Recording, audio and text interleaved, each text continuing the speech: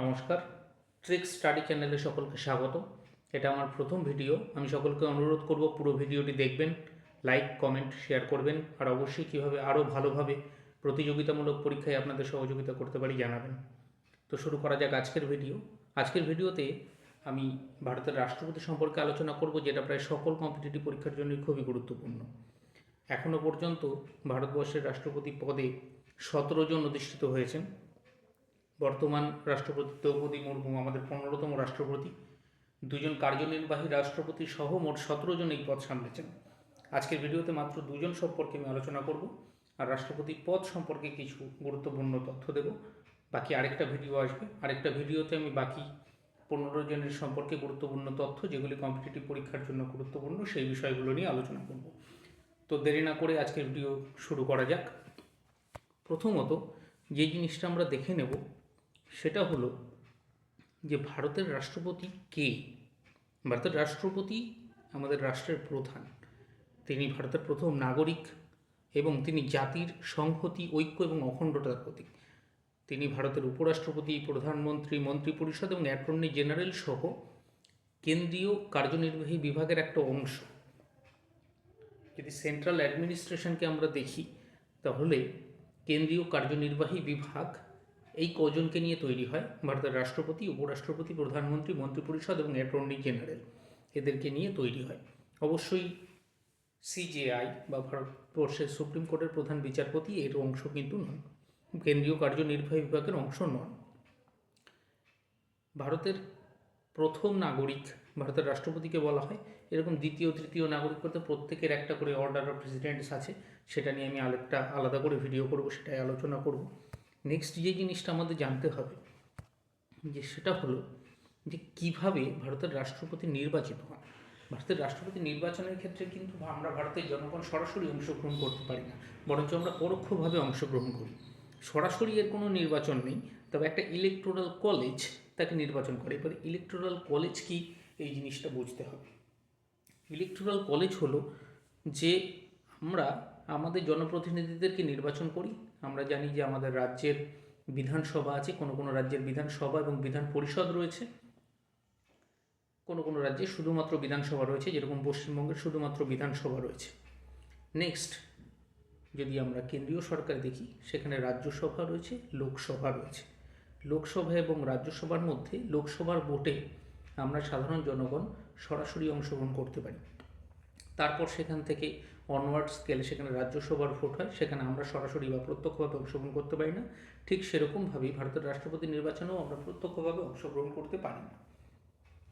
লোকসভা ও রাজ্যসভায় যাদেরকে আমরা নির্বাচিত করেছি, তারা ভারতের রাষ্ট্রপতির নির্বাচনে অংশগ্রহণ করেন এবং তাদেরকে নিয়ে তারা কারা কারা লোকসভা এবং রাজ্যসভার যারা যারা সদস্য হয়েছেন আমাদের ভোটে নির্বাচিত হয়ে, তারা রাজ্যগুলোর বিধানসভায় অর্থাৎ এমএলএ যাদেরকে আমরা বলি, রাজ্য বিধানসভার যারা সদস্য, তারা এখানে কিন্তু মাথায় রাখতে হবে যে বিধান পরিষদ, এই জিনিসটাকে মাথায় রাখতে হবে যে বিধান পরিষদের কিন্তু এক্ষেত্রে কোনো ভূমিকা নেই। কোনো কোনো রাজ্যের ক্ষেত্রে, যেমন কর্ণাটকের ক্ষেত্রে রয়েছে, তো কোনো কোনো রাজ্যে যেখানে বিধান পরিষদ এবং বিধানসভা দুটোই অ্যাভেলেবেল রয়েছে, সেক্ষেত্রেও কিন্তু শুধুমাত্র বিধানসভার যারা সদস্য তারাই রাষ্ট্রপতির নির্বাচনে অংশগ্রহণ করতে পারেন। দিল্লি এবং পণ্ডিচেরির ক্ষেত্রে কেন্দ্রশাসিত অঞ্চলগুলোর যে বিধানসভা রয়েছে, সেই অঞ্চলগুলোর বিধানসভার যারা সদস্য রয়েছে তারাও কিন্তু এই নির্বাচনে অংশগ্রহণ করেন। এদের সকলকে নিয়ে একটা ইলেকটোরাল কলেজ তৈরি হয়, যে ইলেকটোরাল কলেজ রাষ্ট্রপতির নির্বাচনে অংশগ্রহণ করে। নেক্সট যে জিনিসটা দেখতে হবে যে রাষ্ট্রপতি নির্বাচনে কে নিয়েছে অংশ, এটা তো শিওর হলো, কে রাষ্ট্রপতির নির্বাচনে অংশ নেয় না, এটা একটা গুরুত্বপূর্ণ প্রশ্ন। রাষ্ট্রপতির নির্বাচনে এইমাত্র আমি যে বলছিলাম যে রাজ্যসভার সদস্যরা রাষ্ট্রপতির নির্বাচনে অংশ নেয়, কিন্তু রাজ্যসভার সকল সদস্য নয়। রাজ্যসভার কিছু সদস্য আছে যারা বিভিন্ন বিশেষ বিভাগ থেকে মনোনীত সদস্য, বিজ্ঞান, কারিগরি, সাহিত্য, কলা এটসেট্রা বিভিন্ন বিভাগ থেকে 12 জন সদস্যকে রাজ্যসভায় মনোনীত করা হয়। তারা কিন্তু রাষ্ট্রপতির নির্বাচনে, যারা মনোনীত সদস্য, তারা কিন্তু রাষ্ট্রপতির নির্বাচনে অংশ নিতে পারেন না। আর রাজ্য বিধানসভায়ও ঠিক সেমভাবে মনোনীত সদস্য থাকতে পারেন এই মনোনীত সদস্য যারা হবেন তারা কিন্তু রাষ্ট্রপতির সেই ইলেকটোরাল কলেজের অংশ হবেন না বা রাষ্ট্রপতির নির্বাচনে সরাসরি যোগদান করতে পারবেন না বা বিশেষভাবেও যোগদান করতে পারবেন না। এবার যদি দেখা যায় যে কোনো রাজ্যের ক্ষেত্রে দ্বিকক্ষ বিশিষ্ট আইনসভা রয়েছে, দ্বিকক্ষ বিশিষ্ট আইনসভার ক্ষেত্রেও বিধান পরিষদ, যেটাকে ইংরেজিতে বলা হয় লেজিসলেটিভ কাউন্সিল, তারা নির্বাচিত হন বা মনোনীত হন। বিধান পরিষদের ক্ষেত্রে নির্বাচিত প্রতিনিধি হোক বা মনোনীত প্রার্থী হোক, যেই হন না কেন তারা রাষ্ট্রপতির নির্বাচনের ইলেকটোরাল কলেজে অংশগ্রহণ করতে পারেন না। দিল্লি আর পুদুচেরির কেন্দ্রশাসিত অঞ্চলের যারা মনোনীত সদস্য রয়েছেন তারাও রাষ্ট্রপতির নির্বাচনে অংশগ্রহণ করতে পারেন না। নেক্সট যে জিনিসটা আমাদেরকে দেখতে হবে সেটা হলো রাষ্ট্রপতি পদপ্রার্থী হতে গেলে একজন ব্যক্তিকে ন্যূনতম কী যোগ্যতা রাখতে হবে। ন্যূনতম সবার আগে তো অবশ্যই যে ভারতের রাষ্ট্রপতি হতে গেলে এটা একদম ইজি একটা চিন্তাভাবনা যে ভারতের নাগরিক অবশ্যই হতে হবে, ভারতের নাগরিক হতে হবে। তার ন্যূনতম বয়স হতে হবে 35 বছর। এটি কিন্তু ভেরি মাচ ইম্পর্ট্যান্ট কোশ্চেন যে রাষ্ট্রপতি পদপ্রার্থী হতে গেলে বা রাষ্ট্রপতির নির্বাচনে লড়াই করতে গেলে তার ন্যূনতম বয়স কত হয়, 35 বছর হতে হয়। আর একটা জিনিস সেটা হচ্ছে যে লোকসভার সদস্য হওয়ার জন্য ন্যূনতম যা যা শর্তাবলী আছে রাষ্ট্রপতি পদপ্রার্থী হতে গেলেও তাকে সেই সমস্ত শর্তাবলী কিন্তু পূরণ করতে হবে। লোকসভার সদস্য হিসাবে নির্বাচিত হওয়ার জন্য যা যা যোগ্যতার প্রয়োজন আছে সেগুলিও তাকে থাকতে হবে। আরও একটা জিনিস, ভারতের রাষ্ট্রপতি হতে গেলে তাকে, সেটা কেন্দ্রীয় সরকার হোক, রাজ্য সরকার হোক, সে সরকারি কোনো কর্তৃপক্ষের অধীনে হোক, কোনো রকমভাবে কোনো লাভজনক পদে যিনি রাষ্ট্রপতি পদপ্রার্থী হবেন তিনি থাকতে পারবেন না। নেক্সট যে জিনিসটা দেখতে হবে সেটা হলো ভারতের রাষ্ট্রপতিকে তার পদ থেকে বিশেষ বিশেষ কারণে সরানো হতে পারে। ইমপিচমেন্ট, যদিও এখনও পর্যন্ত কোনো রাষ্ট্রপতির ইমপিচমেন্ট হয়নি। ইমপিচমেন্টের বাংলা শব্দ হলো অভিশংসন। আমি এখানে ইমপিচমেন্ট এবং অভিশংসন দুটো শব্দই ব্যবহার করেছি। রাষ্ট্রপতির অভিশংসন শুরুর একমাত্র শর্ত হচ্ছে সংবিধান লঙ্ঘন। ভারতের সংবিধানে বলা হয়েছে যে একজন রাষ্ট্রপতির তখনই ইমপিচমেন্ট সম্ভব যদি তিনি সংবিধান ভাঙেন বা সংবিধান লঙ্ঘন করেন। তার সঙ্গে সঙ্গে ভারতীয় সংবিধানে এটাও বলা হয়েছে যে ভারতের সংবিধান লঙ্ঘনের জন্য যে কী কী ক্রাইটেরিয়া থাকতে হবে, যে এই করলে ভারতের সংবিধান লঙ্ঘন হবে, এরকম কিছু কিন্তু সংবিধানে স্পষ্টভাবে কোথাও বলা নেই যে এই কাজ করলে ভারতের সংবিধান লঙ্ঘন হবে। তো এক কথায় ভারতের রাষ্ট্রপতির ইমপিচমেন্টের যে ব্যবস্থাটা সেটা কিন্তু যথেষ্ট কঠিন। এবার নেক্সট প্রশ্ন সবার মাথায় এটি আসতে পারে যে রাষ্ট্রপতির পদটা কি খালি হতে পারে? উত্তর হচ্ছে অবশ্যই রাষ্ট্রপতির পদ খালি হতে পারে। কি কি কারণে, কোন কোন পরিস্থিতিতে খালি হতে পারে? এক, রাষ্ট্রপতি পদের মেয়াদ হচ্ছে 5 বছর, ঠিক যেরকম করে কিনা লোকসভার একজন সদস্যদের, বিধানসভার সদস্যদের মেয়াদ 5 বছর। এটার সঙ্গে সঙ্গে আরও একটা জিনিস মাথায় রাখতে হবে যে রাজ্যসভা বা রাজ্য বিধান পরিষদ এদের কিন্তু 5 বছরের কোনো মেয়াদ নেই, এটা একটা পার্মানেন্ট বডি বলা হয়।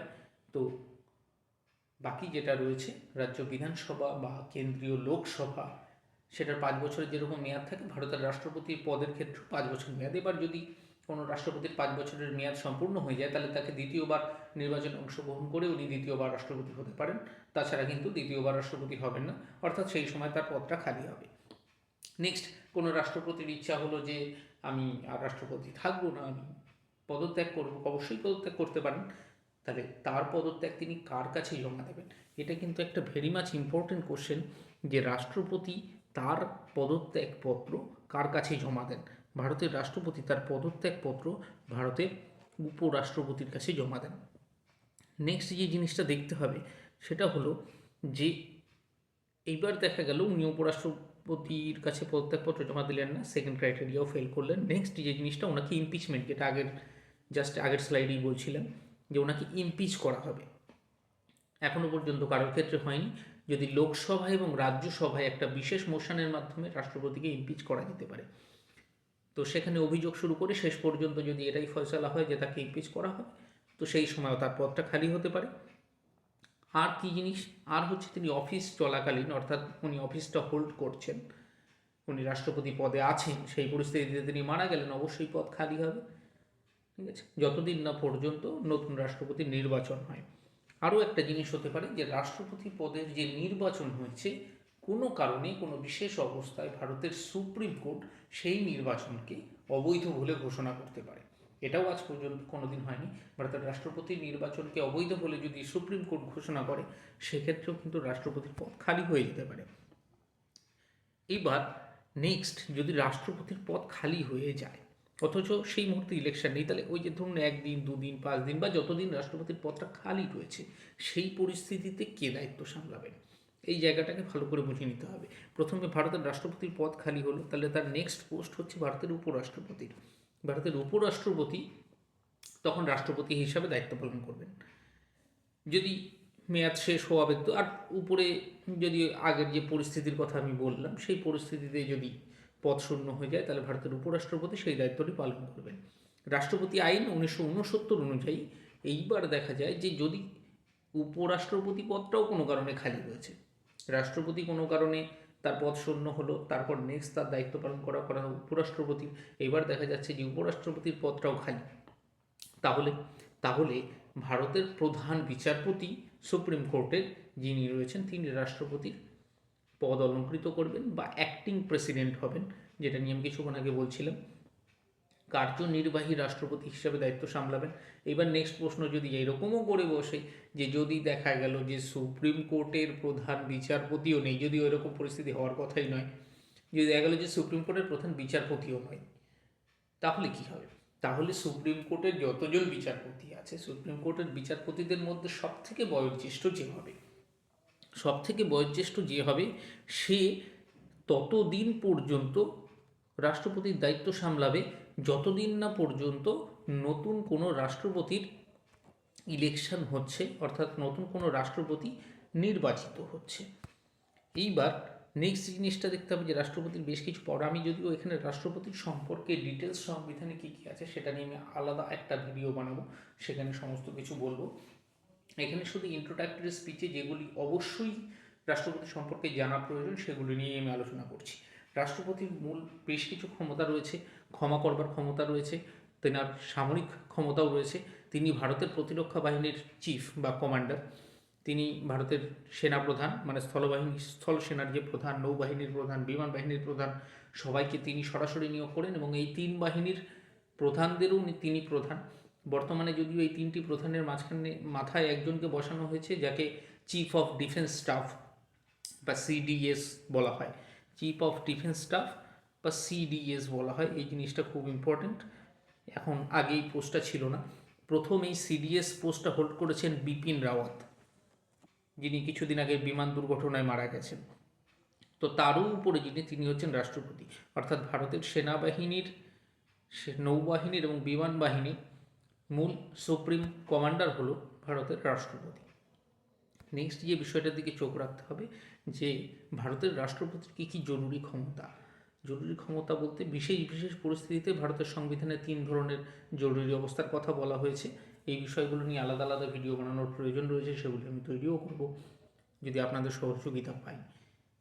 জাতীয় জরুরি অবস্থা ধারা 352, ভারতীয় সংবিধানের 352 ধারা। রাষ্ট্রপতির শাসন জারি করতে হয় ধারা 356 এবং 365। এবং আর্থিক জরুরি অবস্থা, দেশ কোনো কারণে আর্থিক দুরবস্থার মধ্যে দিয়ে যেতে হয়, তাহলে অনুচ্ছেদ 360। বিভিন্ন পরিস্থিতিতে এখানে আর্থিক জরুরি অবস্থা, রাষ্ট্রপতি শাসন বিভিন্ন রাজ্যে জারি করা হয়েছে, সেগুলি নিয়ে আলাদা আলাদাভাবে আলোচনার প্রয়োজন রয়েছে। তবে এটুকুনি আপাতত জেনে রাখার প্রয়োজন যে রাষ্ট্রপতির জরুরি ক্ষমতা জারি করবার ক্ষমতা রয়েছে, সেটা হচ্ছে জাতীয় জরুরি অবস্থা, তিনি কত ধারায় জারি করেন, 352। রাষ্ট্রপতির শাসন তিনি ধারা 356 এবং 365-র মাধ্যমে জারি করেন, এবং আর্থিক জরুরি অবস্থা যেটা অনুচ্ছেদ 360-এর মাধ্যমে তিনি জারি করেন। নেক্সট জিনিসটা দেখতে হবে যে ভারতের প্রথম যে রাষ্ট্রপতি, তার কাছে চলে আসি, ডক্টর রাজেন্দ্র প্রসাদ।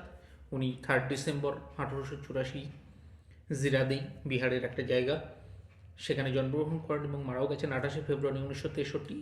প্রায় 78 বছর বয়সে উনি মারা যান, সেটাও বিহারের পাটনায়। ডক্টর রাজেন্দ্র প্রসাদ স্বাধীন ভারতবর্ষের প্রথম রাষ্ট্রপতি। তিনি একজন বিখ্যাত জাতীয় কংগ্রেসের নেতা এবং যথেষ্ট আইনজীবী এবং ভারতের প্রথম রাষ্ট্রপতি। এর সঙ্গে সঙ্গে আরও বেশ কিছু কথা যে জিনিসগুলো মাথায় রাখতে হবে। রাজেন্দ্র প্রসাদ 1915 সালে আমাদের কলকাতা বিশ্ববিদ্যালয়ের আইনের স্নাতকোত্তর পরীক্ষায় স্বর্ণপদক সহ পাশ করেন। 1937 সালে এলাহাবাদ বিশ্ববিদ্যালয় হতে পিএইচডি ডিগ্রি লাভ করেন ডক্টর রাজেন্দ্র প্রসাদ নাম হয়। 1916 খ্রিস্টাব্দে আইনজীবী হিসাবে উড়িষ্যা এবং বিহার হাইকোর্টে কাজ করেন। কিছুকাল ভাগলপুর আদালত এবং কলকাতা হাইকোর্টেও বেশ কিছুদিন উনি কাজ করেছেন। ছাত্রাবস্থায় মোটামুটি যখন উনি ছাত্র রয়েছেন 1905-06, আমাদের 1905 সালে বঙ্গভঙ্গ হয়। 1906 খ্রিস্টাব্দে কলকাতার যখন জাতীয় কংগ্রেসের বার্ষিক সভা চলছে 1906 সালে, সেই সময় ভারতের জাতীয় কংগ্রেসের দলের স্বেচ্ছাসেবক হিসাবে প্রথম উনি রাজনীতিতে প্রবেশ করেন। 1911 সালে কংগ্রেসের সদস্য এবং 1916 সালে লখনৌতে মহাত্মা গান্ধীর সংস্পর্শে চলে আসেন এবং সংস্পর্শে চলে আসার পরে উনি বিহারের চম্পারণ সত্যাগ্রহ, যে কারণে গান্ধীজি খুবই ফেমাস, চম্পারণে তাকে তথ্য অনুসন্ধানে পাঠানো হয় সেখানকার সমস্যাগুলো জানবার জন্য। নেক্সট যে জিনিসটা, সেটা হচ্ছে সুভাষচন্দ্র বসু 1937 সালে কোনো বিশেষ কারণে কংগ্রেসের সভাপতি নির্বাচিত হয়েছিলেন, তারপরে উনি পদত্যাগ করেন 1937 সালে। 1937 সালের বোম্বে অধিবেশনে তারপর সুভাষচন্দ্র বসুর পদত্যাগের পর ডক্টর রাজেন্দ্র প্রসাদকে ভারতের জাতীয় কংগ্রেসের সভাপতি নির্বাচিত করা হয় এবং তার সভাপতিত্বেই এই 1937 টাইম পিরিয়ডটা খুবই ইম্পর্টেন্ট। ভারতের প্রথম জেনারেল ইলেকশন, ইভেন পশ্চিমবঙ্গ প্রথম, সেই সময় 1937 সালে সরকার গঠন হয়েছিল 1938 সালে, 37 সালে জেনারেল ইলেকশন হয়। তারপর 8ই আগস্ট 1942, যেটাকে আগস্ট আন্দোলন বলি, ভারত ছাড়ো আন্দোলন বলি, ইংরেজদের উদ্দেশ্যে আমরা বলেছিলাম ইংরেজ ভারত ছাড়ো, এটা কংগ্রেসের যে অধিবেশনে পাশ করা হয়েছিল তার সভাপতিত্বে, অর্থাৎ ডক্টর রাজেন্দ্র প্রসাদের সভাপতিত্বেই কিন্তু ভারত ছাড়ো প্রস্তাব কংগ্রেস দলটি অফিসিয়ালি পাবলিশ করে। আরও বেশ কিছু গুরুত্বপূর্ণ তার সম্পর্কে কথা না বললেই নয়। 1946 সালে যখন অন্তর্বর্তীকালীন সরকার গঠন হয়, কিছুদিনের মধ্যেই আমাদের স্বাধীনতা প্রাপ্তি হবে এবং আমাদের ব্রিটিশদের হাত থেকে সম্পূর্ণ ক্ষমতা আমাদের হাতে হস্তান্তরিত করা হবে। 1946 সালে তিনি খাদ্য এবং কৃষিমন্ত্রী হিসাবে জওহরলাল নেহরুর নেতৃত্বাধীন অন্তর্বর্তীকালীন সরকারে, তখন একটা ইন্টারিম গভর্নমেন্ট বা অন্তর্বর্তীকালীন সরকার গঠন করা হয়েছিল। এই অন্তর্বর্তীকালীন সরকারের মাথায় ছিলেন প্রধান হিসাবে, যেরকম কিনা এখন বাংলাদেশের একটা অন্তর্বর্তীকালীন সরকার চলছে যার মাথায় বসে রয়েছেন ডক্টর ইউনূস, ঠিক সেম ভারতবর্ষের ক্ষেত্রেও তখন ইন্টারিম গভর্নমেন্ট ফার্স্ট টাইম গঠন হয়েছিল এবং যার মাথায় বসেছিলেন জওহরলাল নেহেরু। তার নেতৃত্বাধীন যে অন্তর্বর্তীকালীন সরকার, সেই অন্তর্বর্তীকালীন সরকারে ডক্টর রাজেন্দ্র প্রসাদকে খাদ্য এবং কৃষি মন্ত্রকের দায়িত্ব দেওয়া হয়।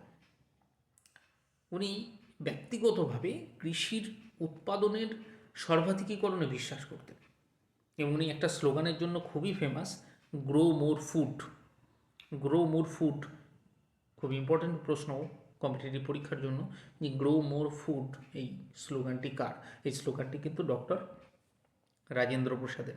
পরবর্তীকালে তিনি গণপরিষদ বা কনস্টিটিউয়েন্ট অ্যাসেম্বলি, যেটা 1946 সালের 9 ডিসেম্বর থেকে কাজ শুরু করে, সেই কনস্টিটিউয়েন্ট অ্যাসেম্বলি, যার ফলে আমাদের বর্তমান ভারতের সংবিধান আমরা পেয়েছি, তারা ওখানে দীর্ঘদিন ধরে খাটাখাটনি করে ভারতের সংবিধান রচনা করেছেন, প্রায় 2 বছর 11 মাস 18 দিন। তো সেই কনস্টিটিউয়েন্ট অ্যাসেম্বলি বা গণপরিষদের সভাপতি পদে নির্বাচিত হন ডক্টর রাজেন্দ্র প্রসাদ এবং সেটা কবে হয়েছেন?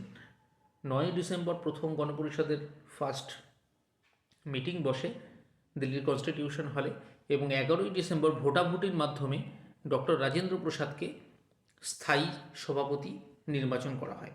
এর আগে যদিও একজন অস্থায়ী সভাপতি গণপরিষদের ছিলেন ডক্টর সচ্চিদানন্দ সিনহা।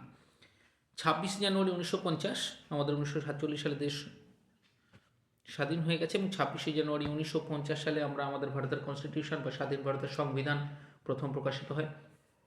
তখন 26শে জানুয়ারি 1950-এ ভারতের প্রথম রাষ্ট্রপতি পদে শপথ নেন ডক্টর রাজেন্দ্র প্রসাদ এবং প্রথমবার শুধু নন, উনি পরপর 2টো মেয়াদে, অর্থাৎ 5-5 10 বছর এবং আরও কিছুটা আরও 2 বছর যেহেতু ওদিকে এক্সট্রা রয়েছে, সেই হিসাবে 12 বছর 12 ইয়ার্স, এটাও মাথায় রাখতে হবে, 12 ইয়ার্স।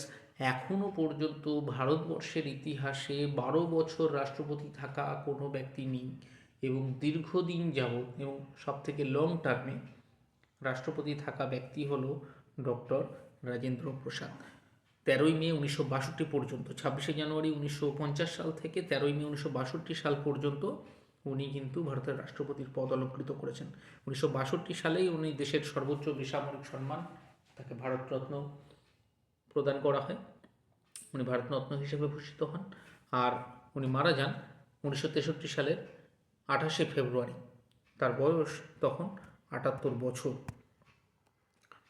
রাজেন্দ্র প্রসাদের শুধু এখানেই শেষ নয়, আরও বিশেষ কিছু গুরুত্বপূর্ণ কথা না বললেই নয়, এবং যেগুলি কম্পিটিটিভ পরীক্ষার জন্য খুবই গুরুত্বপূর্ণ। রাজেন্দ্র প্রসাদের লেখা বেশ কিছু গুরুত্বপূর্ণ বই রয়েছে।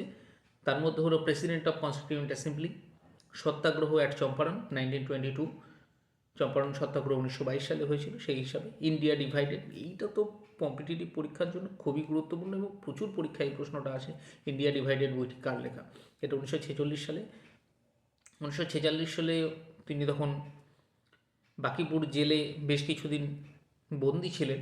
46-এর আগে ভারত ছাড়ো আন্দোলনের সময় তাকে অ্যারেস্ট করা হয়। সেই সময় উনি আত্মকথা নামক একটি বই লেখেন, যেটা 1946 সালে পাবলিশ হয়। মহাত্মা গান্ধী অ্যান্ড বিহার সাম রেমিনিসেন্সেস, এটা 1949 সালে আছে। বাপু কে কদমোं में 1959 সালে আছে। সিন্স ইন্ডিপেন্ডেন্স 1960 সালে, ভারতীয় শিক্ষা, আর at the feet of Mahatma Gandhi. এই সবকটা বই এবং আরও বেশ কিছু বই আছে, তার মধ্যে এগুলি কম্পিটিটিভ পরীক্ষার জন্য বেশ গুরুত্বপূর্ণ বলে আমি সে কটা বইয়ের নাম এখানে তুলে ধরেছি। রাজেন্দ্র প্রসাদের লেখা এই বইগুলো খুবই গুরুত্বপূর্ণ। নেক্সট যে জিনিসটায় চলে আসবো সেটা হচ্ছে ভারতের দ্বিতীয় রাষ্ট্রপতি ডক্টর সর্বপল্লী রাধাকৃষ্ণন। সর্বপল্লী রাধাকৃষ্ণন 5ই সেপ্টেম্বর 1888-তে জন্মান এবং 17 এপ্রিল 1975 সালে মারা যান। ইনি আমাদের স্বাধীন ভারতের প্রথম উপরাষ্ট্রপতি। অর্থাৎ এর আগে যখন বলছিলাম, যখন কিনা এর আগের স্লাইডে আমি যাকে দেখিয়েছিলাম, সেক্ষেত্রে দ্বিতীয় ভারতের রাষ্ট্রপতি এবং প্রথম উপরাষ্ট্রপতি রাজেন্দ্র প্রসাদ যখন রাষ্ট্রপতি পদ অলঙ্কৃত করছেন, তখন উপরাষ্ট্রপতি পদ অলঙ্কৃত করেছিলেন ডক্টর সর্বপল্লী রাধাকৃষ্ণন 1952 থেকে 62 এই টাইম স্প্যানটার জন্য, এবং রাষ্ট্রপতি পদ অলঙ্কৃত করেছেন 1962 থেকে 1967। 1962 সালে ডক্টর রাজেন্দ্র প্রসাদ রিটায়ার করার পরে উনি রাষ্ট্রপতি হন। খুব ইন্টারেস্টিং একটা ক্যারেক্টার। 1949 সাল থেকে 1952 সাল পর্যন্ত, তখন রাশিয়া ছিল না, সোভিয়েত ইউনিয়ন ছিল। ইউএসএসআর বা সোভিয়েত ইউনিয়ন বলি, United states of Soviet Russia. Soviet ইউনিয়নে 1949 থেকে 52 সাল পর্যন্ত তিনি ভারতের দ্বিতীয় রাষ্ট্রদূত ছিলেন।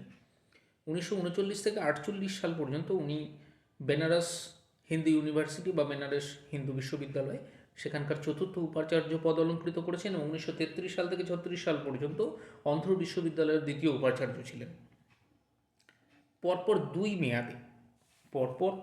দুই মেয়াদে উপরাষ্ট্রপতির পদে অধিষ্ঠিত ছিলেন, এবং পরে এক মেয়াদে, মানে যেটা এখন বলছি, রাষ্ট্রপতি ছিলেন।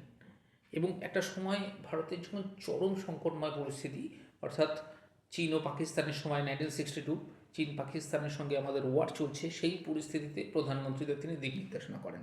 একটা ক্রুশিয়াল টাইমের মধ্যে তিনি কিন্তু ভারতের রাষ্ট্রপতি পদ সামলেছেন। তার যে জন্মদিন 5 সেপ্টেম্বর উনি যখন পালন করতে চান, যখন তার ছাত্র যারা রয়েছে প্রচুর জায়গায় দেশে বিদেশে প্রচুর ছাত্রছাত্রী, তারা যখন জন্মদিন পালন করতে চান, উনি বলেছিলেন যে না, এটা শিক্ষকদের নামে পালন করলে আমি বেশি খুশি হব। তাই জন্য তার জন্মদিন কিন্তু 5 সেপ্টেম্বর জাতীয় শিক্ষক দিবস হিসাবে আমরা এখনও পর্যন্ত পালন করে আসছি। 1905 সালে মাদ্রাজ খ্রিস্টান কলেজ থেকে দর্শনের স্নাতকোত্তর ডিগ্রি লাভ করেন। তার যে বিষয়ে উনি স্নাতকোত্তর ডিগ্রি লাভ করেন সেটা হচ্ছে বেদান্ত দর্শনের বিমূর্ত পূর্বকল্পনা। ইংরেজিতে বললে এরকম, the ethics of the Vedanta and its metaphysical presuppositions. এই বিষয়টায় 1931 সালে তাকে ব্রিটিশ নাইটহুড সম্মানিত করা হয়। শুধু একটাই প্রাইজ নয়, প্রাইজ আরও রয়েছে। 1954 সালে ভারতরত্ন পান, এবং 1961 সালে জার্মান বুক ট্রেডের শান্তি পুরস্কারেও ভূষিত হন। 1963 সালে অর্ডার অফ মেরিট এবং 1975 সালে টেম্পলটন পুরস্কারও পেয়েছিলেন। উনি একটা সোসাইটি প্রতিষ্ঠা করেছিলেন, হেল্পেজ ইন্ডিয়া। এটা খুব ইম্পর্ট্যান্ট একটা প্রশ্ন, হেল্পেজ ইন্ডিয়া কার প্রতিষ্ঠা? হেল্পেজ ইন্ডিয়া প্রতিষ্ঠা করেছিলেন, যেটা মূলত বয়স্ক লোকদের জন্য ছিল। বয়স্ক লোকদের জন্য একটা অলাভজনক সংস্থা, তাদেরকে বেশ কিছু বেনিফিটস প্রদান করা হতো। আর শেষ পর্যন্ত অবশ্যই দেখতে হবে যে তার লিখিত বইগুলো, বই তো অবভিয়াসলি অনেক আছে যেগুলি কম্পিটিটিভ পরীক্ষার জন্য গুরুত্বপূর্ণ, সেগুলি এখানে তুলে নিয়েছি। The Hindu view of life, উনি একজন বিখ্যাত ফিলোসফার ছিলেন। মূলত যে বইগুলো রয়েছে সেগুলি ফিলোসফির উপরে বই।